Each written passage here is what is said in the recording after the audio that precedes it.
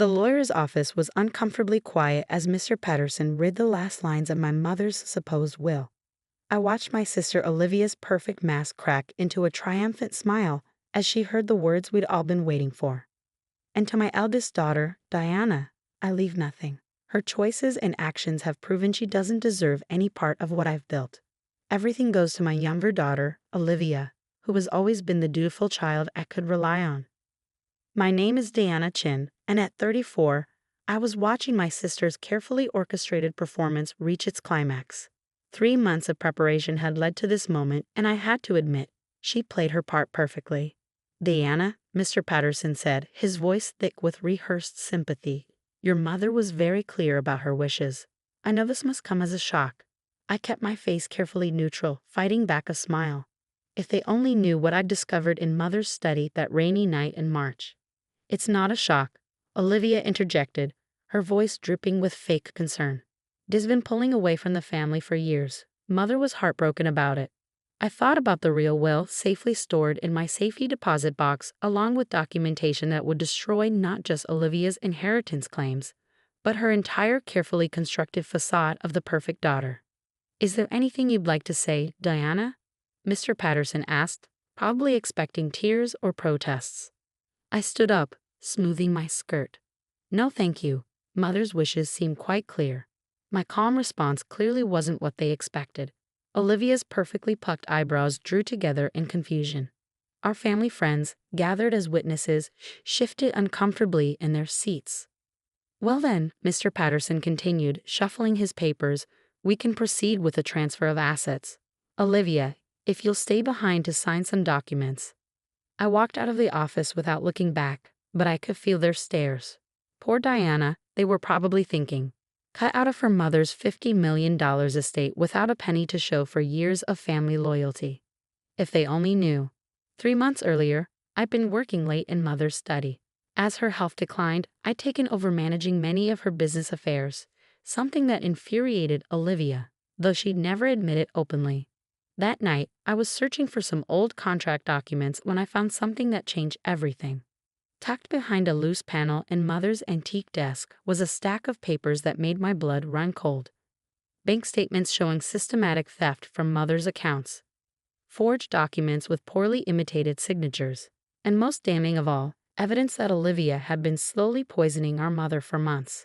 The real will was there too, dated just 2 weeks before Mother's death, along with a letter addressed to me. My dearest Diana, if you're reading this, then my suspicions about Olivia were correct. I've been gathering evidence, but I'm getting weaker by the day. The doctors can't explain it, but I know now. It's her. Your sister is poisoning me. I've changed my will to leave everything to you, but Olivia's been watching me too closely to file it officially. I trust you'll know what to do with this information. You were always the clever one, though you hide it better than your sister thinks. Be careful. She's more dangerous than we knew. All my love, Mother. That night changed everything. Instead of confronting Olivia immediately, I did what Mother taught me. I planned. I watched. I gathered more evidence. While Olivia played the devoted daughter, I documented every suspicious bank transfer, every mysterious payment, every unexplained withdrawal from Mother's accounts. I hired private investigators to track her movements and connections. Most importantly, I let her think she was winning.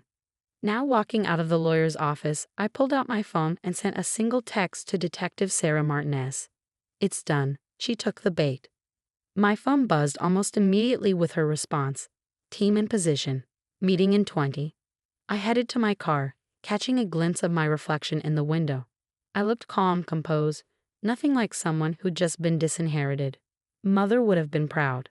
The cafe where I met Detective Martinez was quiet this time of morning. She was already there, a thick file on the table in front of her. Your sister signed everything, she asked as I sat down. I nodded, ordering coffee from the hovering waitress. Every fake document exactly as we planned. Mr. Patterson played his part perfectly. He didn't have much choice, Sarah said grimly, not after we showed him evidence of his involvement in Olivia's earlier schemes. That had been a shocking discovery. Our family's trusted lawyer, helping Olivia embezzle from Mother's accounts for years. But it had worked to our advantage. Facing serious criminal charges, he'd agreed to cooperate. How much time do we have before she realizes something's wrong? I asked. Sarah checked her watch. The bank should be calling her within the hour. All those accounts she thinks she's inheriting? Frozen. Every property she's planning to sell. Already transferred to your name, per your mother's real will. I sipped my coffee, thinking about the moment ahead when Olivia would realize her perfect plan had backfired. And the evidence of the poisoning? Rock solid. The toxicology reports confirmed everything. Your mother's tissue samples showed elevated levels of thallium, slow acting, hard to detect unless you're looking for it. We found traces in her makeup, her medications, even her favorite tea. The coffee turned bitter in my mouth as I thought about mother's slow decline. How many of us had dismissed her symptoms as natural aging? How long had Olivia been planning this? There's something else, Sarah said, pulling out another document. We found connections to 2 other suspicious deaths. Wealthy older women, both with daughters who suddenly came into large inheritances. Olivia appears in their social circles just months before each death. My hands clenched around my coffee cup. She's done this before. Sarah nodded grimly. We think your mother was her 3rd victim. But this time she got sloppy. This time she left evidence. My phone buzzed. A text from Olivia. Lunch tomorrow? We should talk about the house. Right on schedule, I murmured, showing Sarah the message. She'll want to convince me to move out quickly before she sells it. Perfect. That gives us time to set up surveillance. When she realizes the accounts are frozen, she'll probably try to access her backup plans. We need to track everything. I thought about the cameras already installed throughout the house. The recording devices hidden in strategic locations. Olivia had no idea she'd been under surveillance for months. There's one thing I don't understand, Sarah said as we prepared to leave. Why did your mother hide the evidence instead of going to the police directly? I smiled sadly, because she knew Olivia would see it coming. This way, she never suspected anything. Mother gave her just enough rope to hang herself. As if on cue, my phone rang, Olivia's number flashing on the screen. Right on time, Sarah said, checking her watch. The bank must have made the call. I let it ring, imagining Olivia's face as she learned that every account she thought she was inheriting was frozen pending a criminal investigation. That every property she'd planned to sell had already been transferred out of her reach. When are you bringing her in? I asked. We'll let her panic for a few hours first, Sarah replied. Let her make some suspicious moves. The more evidence we have, the better. I thought about Mother's letter, hidden away with the real will. She'd known exactly what she was doing, setting this trap for Olivia. While my sister thought she was cleverly orchestrating Mother's death and my disinheritance, she was actually documenting her own crimes. My phone buzzed again. Another text from Olivia. The bank must be mistaken. Call me immediately. I showed it to Sarah, who smiled grimly. Let the show begin. By evening, Olivia had called 17 times and sent 32 increasingly frantic text messages. I watched them pile up on my phone screen as I sat in Sarah's surveillance van outside our family home. Something's wrong. The latest text read, all the accounts are frozen. Mr. Patterson isn't answering my calls. We need to talk now. Through the van's sophisticated audio equipment, we could hear Olivia pacing in Mother's study, her heels clicking frantically against the hardwood floors. She'd been making calls for hours, growing more desperate with each passing minute. The money has to be somewhere, she was saying into her phone. Check offshore accounts, numbered accounts, everything. A pause. What do you mean you can't access anything? I'm the sole heir. I have every right to. Sarah adjusted her headphones. She's getting sloppy, making mistakes. Listen to how she's incriminating herself. I nodded, thinking about how carefully Olivia had always maintained her image. The perfect daughter, successful businesswoman, grieving sister. Now that facade was cracking. My phone lit up again, this time with a message that made my breath catch. I know what you did, Di. Mother told me about your little investigations before she died. If you think you can take what's rightfully mine. Sarah leaned over to read the message. That's interesting. She's trying to bluff, but she's actually admitting she had conversations with your mother near the end. Conversations where Mother was supposedly telling her about me, I added. Which we know never happened, because Mother was documenting Olivia's actions instead. Inside the house, Olivia's voice rose sharply. The safety deposit box too. How is that possible? I have the only key. Sarah smiled grimly. She's just discovered her secret stash is gone. The one where she kept the poison and the forged documents. I thought back to the day we accessed that safety deposit box, using the warrant Sarah had obtained. The evidence we found there had been damning, detailed notes about thallium poisoning, practice sheets of Mother's signature, even records of her previous victims. Mrs. Chen, one of Sarah's junior detectives, stuck his head into the van. We've got movement on her overseas accounts. She's trying to transfer everything out. Right on schedule, Sarah said, checking her watch. Let's give her one more hour. Let her really panic. As we waited, I thought about Mother's last months. How many times had I visited, never suspecting that Olivia was slowly killing her? The mysterious symptoms, the constant fatigue, the mental confusion. We'd all attributed it to age and illness. All except Mother. She'd known, or at least suspected. And instead of confronting Olivia directly, she gathered evidence, planned her counterattack, and trusted me to finish what she'd started. My phone buzzed again. This time it was a series of messages. You think you're so clever. Did you really think I wouldn't have a backup plan? Remember what happened to Mother when people got in my way? Sarah read the messages over my shoulder and nodded to her team. That's enough. We've got her threatening you in writing. Time to move. Everything happened quickly after that.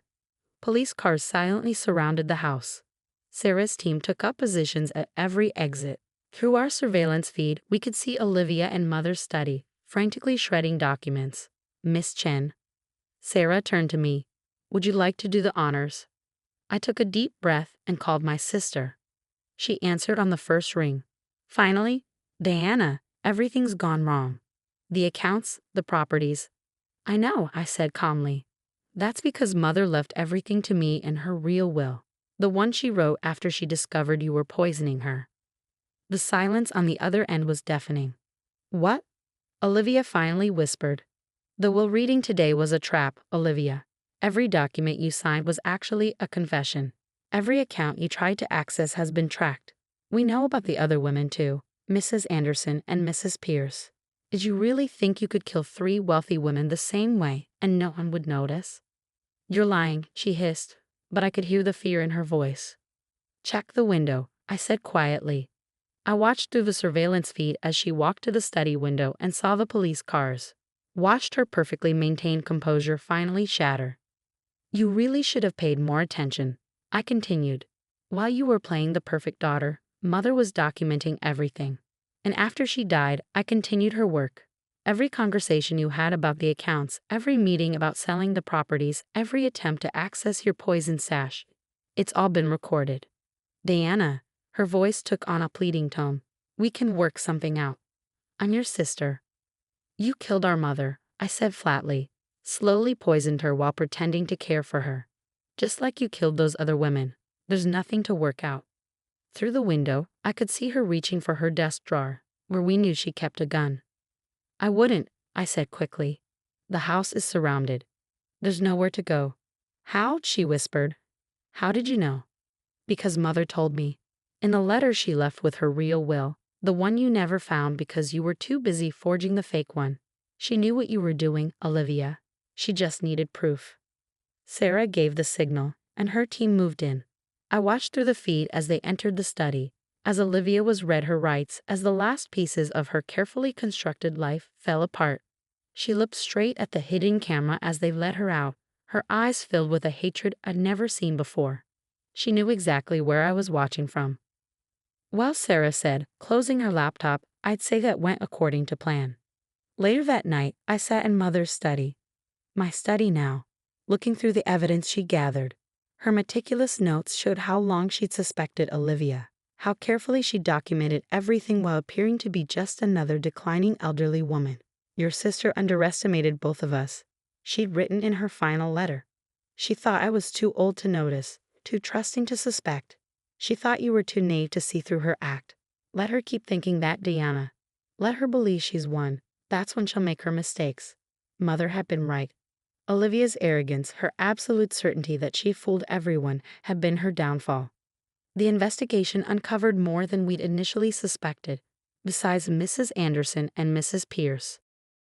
There were 2 other potential victims, wealthy women whose deaths had initially been attributed to natural causes. Sarah's team was reopening those cases.